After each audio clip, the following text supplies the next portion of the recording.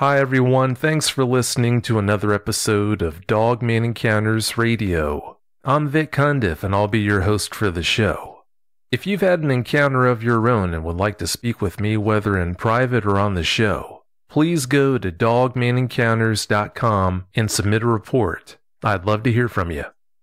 If you've listened to the show for any period of time, you should recognize tonight's guest because he's been on a couple of times in the past. Of course, I'm talking about Al Santariga.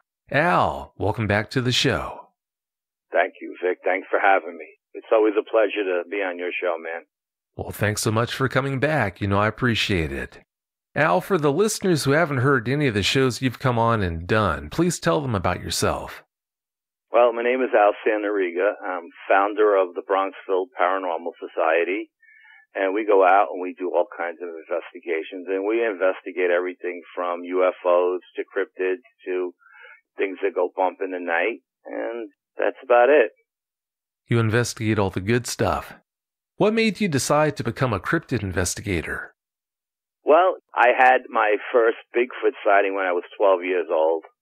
And I was hooked from that point on. My brother is a parapsychologist. So we always had all kinds of books in the house, whether it be cryptid or paranormal. My mom would get premonitions, so it's just, I guess, natural, you could say, in my family. Yeah, it sure sounds like it. Since you were on the show last time, what have you been up to? Well, recently we've just done a cemetery investigation, and it was spur-of-the-moment type deal. We were actually going to go back to the King and Queen's chambers, the stone chambers that they have here in the Northeast.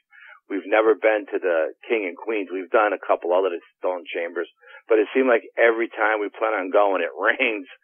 So one of my investigators, Anthony, said, why don't we just do something tonight, spur of the moment? And I always carry some equipment with me in my backpack in my car. And we headed out to the cemetery, and we got some amazing evidence, Vic. Just amazing stuff. It sure sounds like it. Since everything we're going to talk about tonight happened around your home, please tell us what the area you live in is like. Is it rural or is it more urban? I live in a semi-rural community. When I moved upstate New York about 20 years ago, it was a lot more rural than it is now. But I have plenty of woods behind my home. Actually, have to post signs so people don't hunt back there. And across the street from my house, we have wetlands. A lot of animals come by. My wife feeds everything under the sun, so we got everything coming through our yard. Coyotes and black bear and foxes and turkeys. You name it, we got it. Deer. Everything comes through my yard. Sounds like a good place to live. It is a good place to live, absolutely. Oh, I'll bet it is. Until recently, have you had any strange things happening or strange creatures or animals coming around? Not recently, no. I've had some experiences in the past, but nothing recently, no. This past Monday night, you had been sleeping when you woke up feeling like something was wrong. What's the story behind that? Well, it goes back to Saturday. I was talking to a couple of guys on the team, Brian and Anthony. We were planning on going back to Nuclear Lake in June, and we actually invited another talk show host, maybe a friend of yours, I believe, Chris from Crypto Normal X, to come out with us because he doesn't live far from us. He lives in New Jersey, and we're in New York. And we're talking about Nuclear Lake, and every time we talk about Nuclear Lake, crazy stuff happens. So Monday night, it was a very warm night up here in New York, and I was sleeping with the window open, something I don't normally do because I'm on the first floor. But I had the window open, and I was laying reversed, like what I normally would lay, where my feet would be down by the window. Actually, my head was down there, and I was facing the window, and my wife was laying normally, so I had her feet next to me. And at some point in the night, cat jumped up on the bed and got in between us, and everybody's sleeping like babies. And then I would say around 3 o'clock in the morning, the cat jumped straight up in the air and scratched the hell out of my arm when she jumped up out of the air. And I, woke up and I seen this cat in the air, and it hit the ground running. I could hear it run straight up the steps to the second floor into the kids' rooms and probably buried itself underneath the bed or something. And I was sitting there trying to figure out what the hell just happened. when a cold shiver went down my spine. And all of a sudden, I got the vibe that there was something outside the window.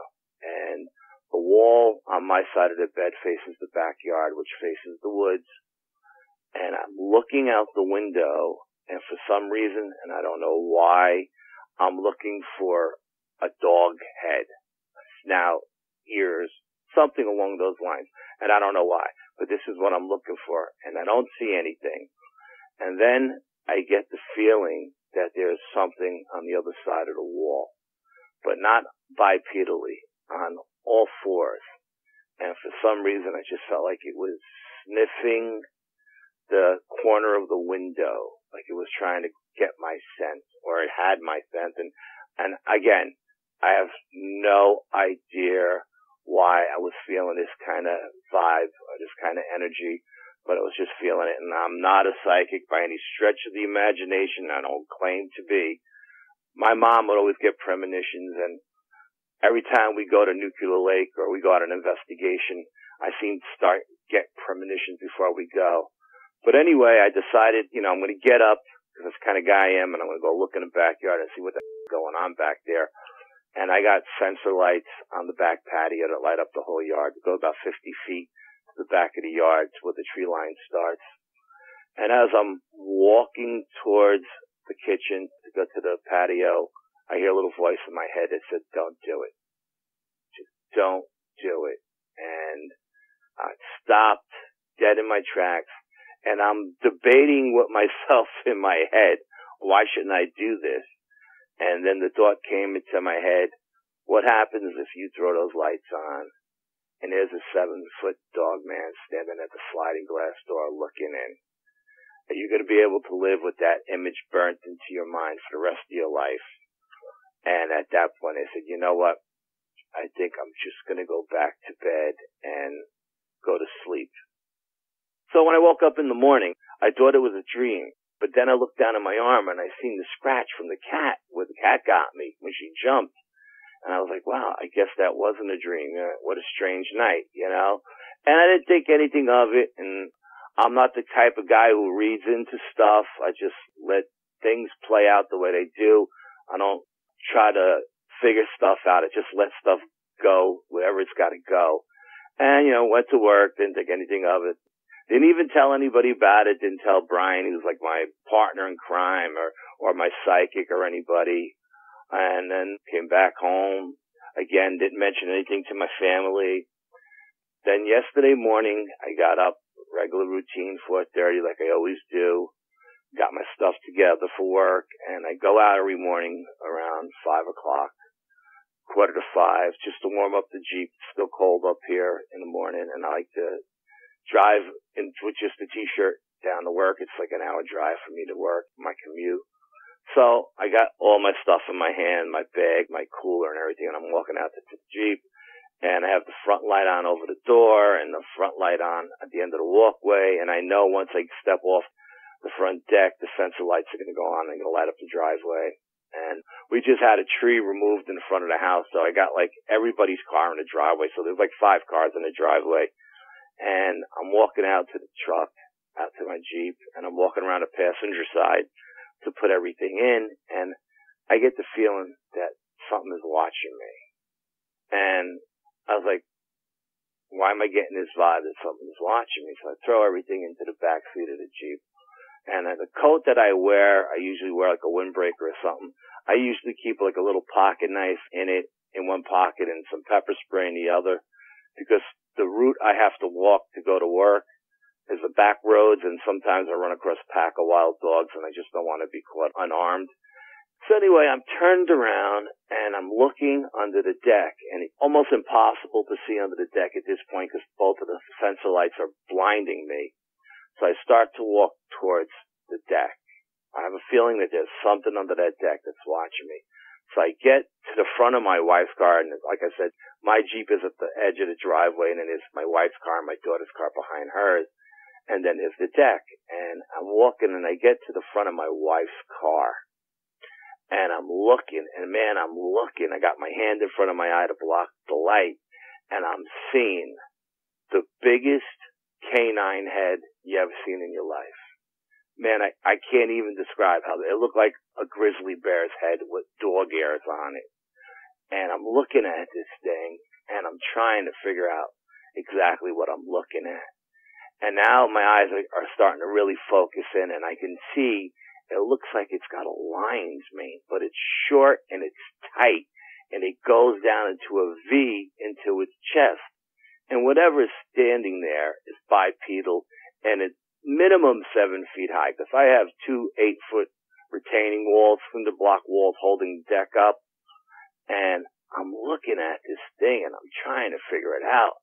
And, it's just, the light bulb in my head is just not going on, but I'm walking towards it, and as I'm walking towards it, our outside cat, we have an outside cat that lives with us, and I had just opened up the sliding glass door at 5 o'clock in the morning to feed her, and when I feed her, the other indoor cats come out, so everybody gets fed at the same time.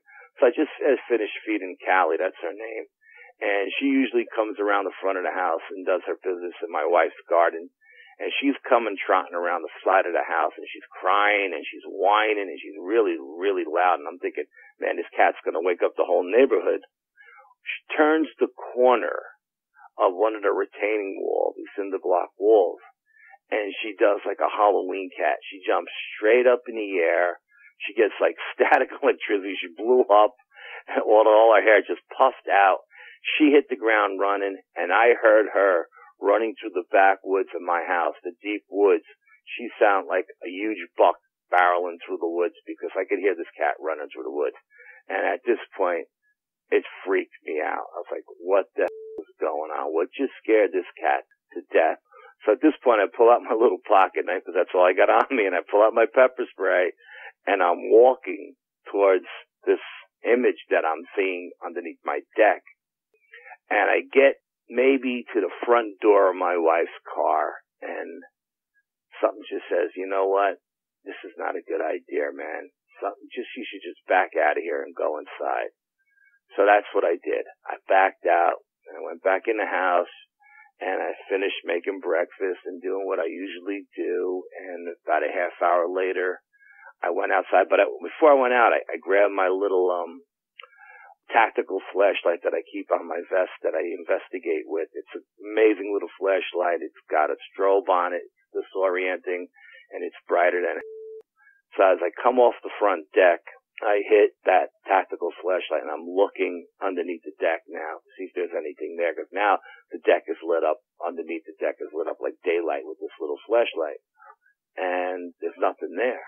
And I'm like, okay, there's nothing there. Let me go and see if there was any signs of anything being here. And as I come around my daughter's car, which is the closest to the garage door, I notice a huge puddle against my brand new retaining wall. And I'm like, something just pissed on my wall. Brand new wall, something just pissed on it. So I'm looking at this big stain on my wall, and it's going down into the drain in the driveway, and it smells like ammonia. Now, I don't know if that's what animal urine smells like, but my urine doesn't smell like ammonia, but it smells like ammonia. So I'm like, I'm going to take a picture of this when I get home. So then I go to work and I do my thing, and I call my partner Brian, and I tell him about it, and he's like, you got to call the psychic. I call our psychic Cindy, and she's like, yeah, ever since you mentioned Nuclear Lake, crazy stuff is going on over here, and I don't know if it's not the same kind of energy that you had the last time you guys went there, and I don't know if you should go. And she's telling me all kinds of crazy stuff that's going on with her, the energy she's feeling.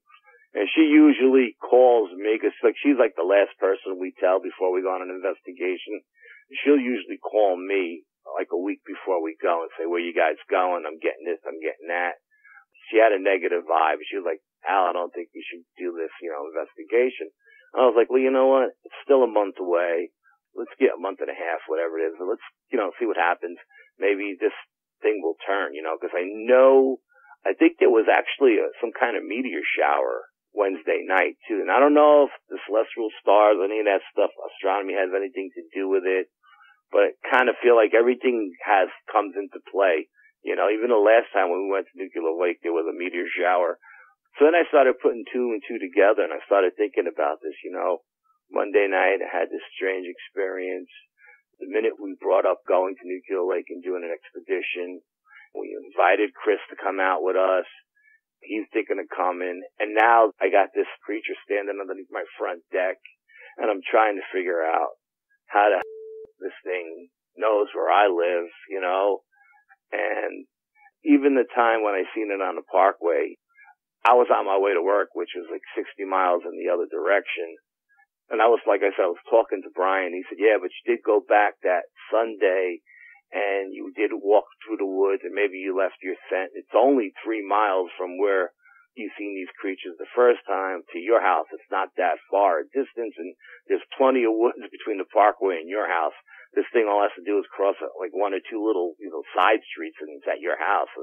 I mean, I don't know. I don't know if that's how it tracked me. I don't know if it was a spiritual thing, you know what I mean, that it found me. I just don't know. I just freaked me out. I mean, like I said, I couldn't get over. I didn't see any eye shine or anything like that, but I couldn't get over the size of the head of this thing that I was looking at. And I wasn't sure, Vic, it didn't look like the image on your show. That image you have on your banner didn't look like that at all. It looked more like people would call a dire wolf or something like that. When I seen that big head, the first thing I thought of was Anubis. I don't know why. I mean, it was just a lot of strange stuff going on. I don't know, man. I just don't know. Yeah, it's a lot to take in. It's one thing when you go out into the field to research these things and have an encounter, but if they come around your home, that's a totally different matter altogether. So I can understand if it shook you up at least a little bit. I wasn't really shook up. I kind of took it with a grain of salt, but I'm just dumbfounded how or why this thing was here. You know what I mean? I just don't know why it came to my house or why I'm having these. I don't know if this is a premonition of what we're going to find when we go out in June. I mean, that's the only thing I could think of, that I'm getting premonitions of what we're going to run into when we go out and do that expedition in June. Not that we're going out specifically to look for dogmen or anything like that. I never go out looking for dogmen. I always go out looking for just like Sasquatches or any kind of strange anomalies or anything like that. I never, ever, at this point in my team's career, gone out strictly looking for a dogman. But we know the dogmen are there because when we went to Nuclear Lake and we had our experience with the Sasquatch whooping and throwing the rocks at us and bluff charging us, I was drawn back there a couple months later, and we did find that den in the middle of the swamp, and we do believe that there are images in that den that we were able to see when we blew up the photographs on like a 55-inch screen TV. We've seen like a giant dog head looking one way. We've seen what looked like tiny monkeys, young monkeys, juveniles in the den. We even seen what looked like a type 2 squatch staring back at us, growling at us. You know what I mean? It didn't quite have that dog kind of head. It had more like a bear kind of head, or not a baboon. Yeah, baboonish too, I guess you could describe it. So we know these creatures are there. We just assume that wherever there's Sasquatch is there dogmen as well. So I don't know if this is a premonition of what's to come in the future, but I just don't know, man. I just don't know. Well, it sure does make you wonder. Yeah, that it does. Yeah, I'd say it does. Since your window was open Monday morning, did you ever smell any strange scents? Nope, never smelled any kind of strange scent. Nope, not at all. It was just nice, clean, crisp air coming through. It was beautiful sleeping weather.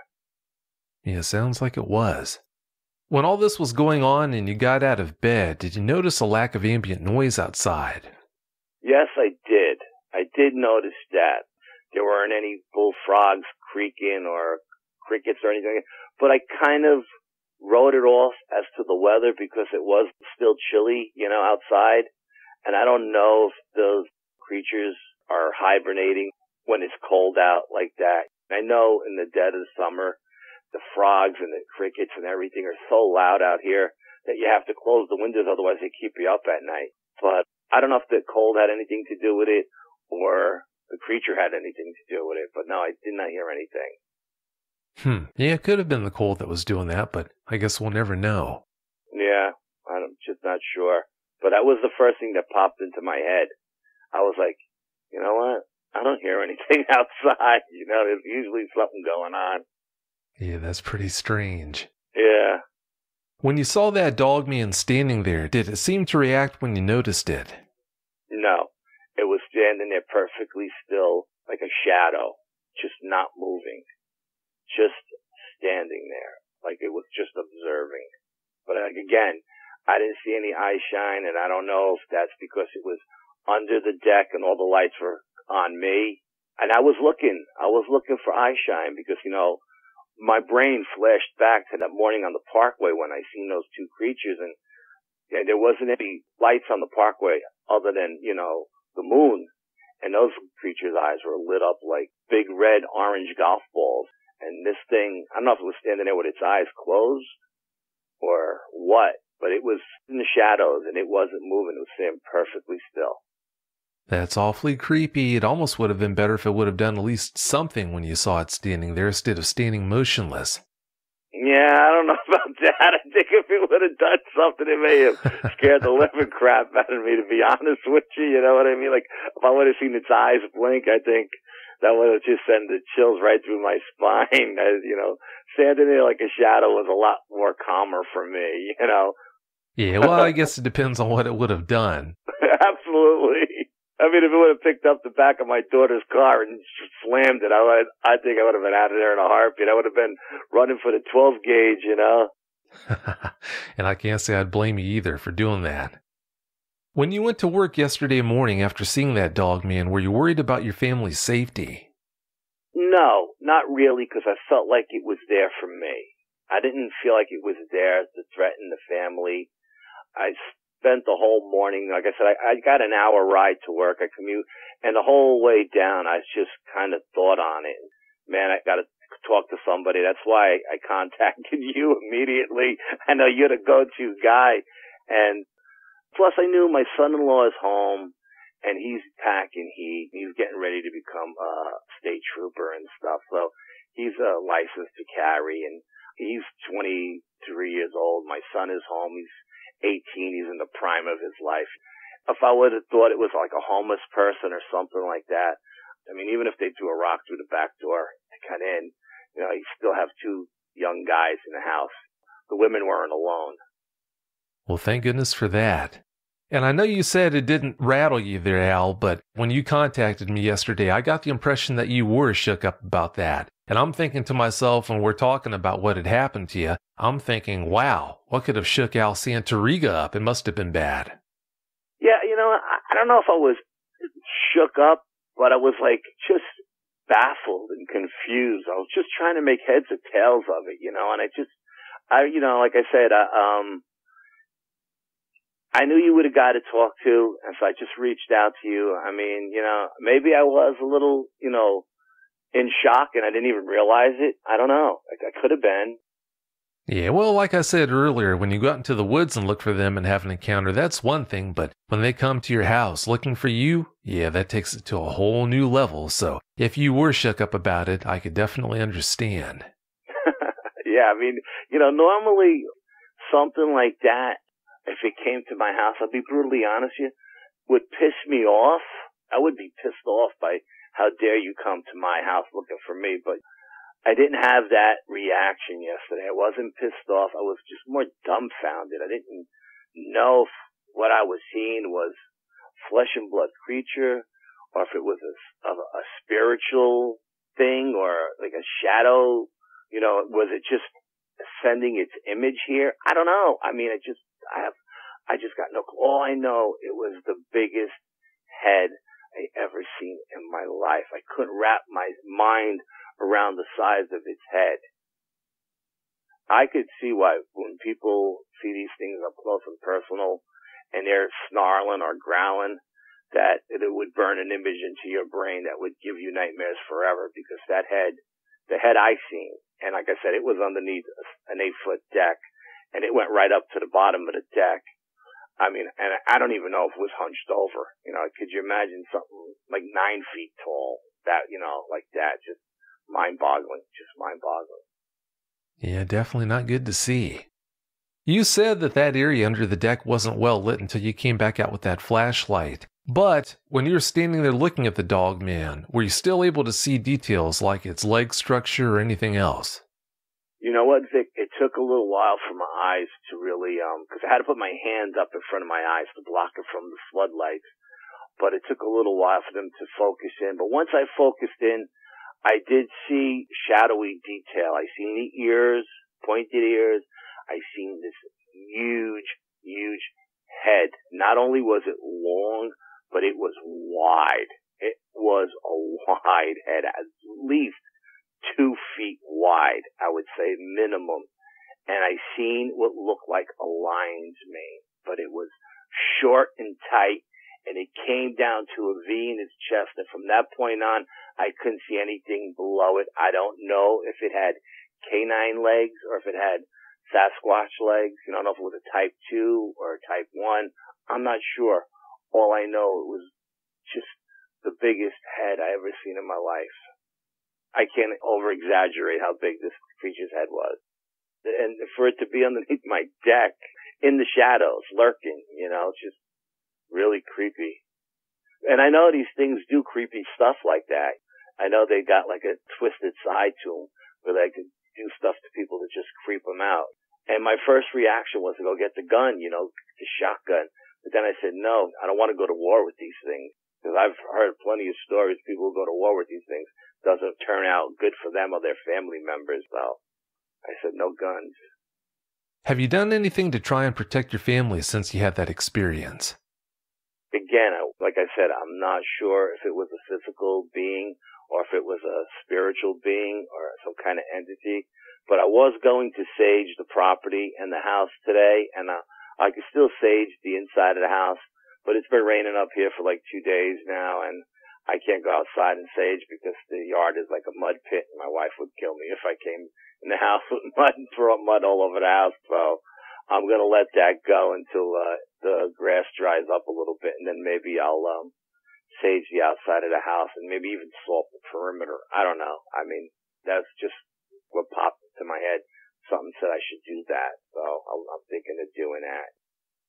Well, whatever you do, I sure hope it works for you and it doesn't come back. Yeah, you know what? There's a lot of time between now and June, so if that was a premonition and that's just the beginning, it started early. It sure sounds like it did. When you got home last night, your wife was freaking out. What happened to make her do that? Yeah, I'll come through the door last night around 7 o'clock by the time I get home from work. And she's like freaking out on me. She's like, oh, the sliding glass door in the back came off the track. I can't get it open. And she's going, it almost fell on me, I'm like, what the hell are you talking about? And she's like, the door is off the track. And I was like, no, it's not. Because I opened that door at 5 o'clock in the morning to feed the outside cat. And the door slid fine, There was nothing wrong with it. And she goes, well, it's not on the track anymore. And it almost fell out of the track and hit me in the head. So I went over and I looked at it, and it's not on the track. You could only get it open maybe 3 inches now. So, of course, I'm off today, so that was one of the things on my honey-do list was to fix the back door, So I had to take it out of the track and then retrack it. But I was talking to my partner, Brian, and he said, look for like handprints or scratch prints on the vinyl frame or a paw print on the glass, like an oily paw print. But like I said, it's been raining for 2 days up here, and I don't see any handprint or anything like that. And I'm not walking around the back of the house to see if there's any scratches on anything. Because like I said, the mud and the grass hasn't grown in yet. We've still got a lot of mud out here, so I'm waiting for the grass to grow in. But yeah, I mean, I don't know how it came off between 5 o'clock in the morning when I got up and 7 o'clock when she got up. I don't know how that thing came off the track. It's just beyond me. What do you think, Al? Cat burglar? No, I don't think it's a cat burglar. No, I don't know. I honestly don't know, man. I'm not one of those guys who automatically jumps to assumptions and assumes this and assumes that. I try to rationalize everything and try to work it out. And for the life of me, I mean, like I said, I know my son-in-law leaves after I do, like an hour before she gets up, but he wouldn't have any reason to go out the back door. He doesn't feed the cats. He doesn't do anything, you know. He just grabs his cooler, jumps in his car, and he goes to work. It's just me and my wife who play with that sliding glass door in the morning. And why he was off the track 2 hours later is I have no answer for you. I really don't. I mean, I don't know. And Brian was telling me, you know, Brian was like, you know, that's how you get those things opened if they're locked. I'm like, what are you talking about? I keep a 2x4 in the back of it so you can't slide it. He goes, exactly. You can't slide it, but if you wedge something in it, you can pop it up off the track and the door will fall in. And I was like, well, the door is locked, number one. So I don't know if you can lift it up off the track because the way the lever locks, it locks in the up position. You know what I mean? So I don't think you could lift it too high, number one. And number two, there's nobody out there. All my neighbors are retired IBMers. You know what I mean? There's nobody up here, you know. I don't know. I just don't know. Well, we can't go back and know for sure what did that, but dogmen are the kings of psychological warfare. Of course, like you mentioned earlier, we didn't see what did that. All we can do is guess. I think in most cases, situations like this, it's something else besides a dogman, but considering what you've got going on, I guess we'll never really know. Yeah, I mean, I've been here 22 years, and I've never had an issue with my property of people wandering through at night or anything like that. You know what I mean? It's quiet, family-oriented community. I know all my neighbors. I've known them for the last 20 years. Everybody knows everybody else. And like I said, I don't leave the sensor lights on at night like I do with the garage, the driveway one, because I just figured if someone comes into the driveway, that's the cars, the lights will go on. But I don't leave them on in the back because we have so many animals that run through the yard at night. The deer come down and graze on the grass, and the lights would be on all the time. And like I said, my bedroom faces the backyard, so the lights would be on all the time. And so I keep the lights off. I just turn those lights on as I feel it necessary. So I may leave them on for a couple of days. Yeah, I think I'd do the same if I were in your situation. I think I will. I think I'll leave them on for a few days, just, you know, a couple of days, just till this anxiety passes. Not knowing is the worst thing.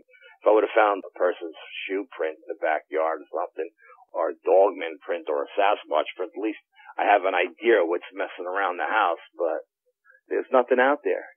Like I said, I didn't walk around the back, but I did walk on the deck. I'm towards the side of the house. I have steps that come down off to the side. And I didn't see any kind of prints in the mud, so.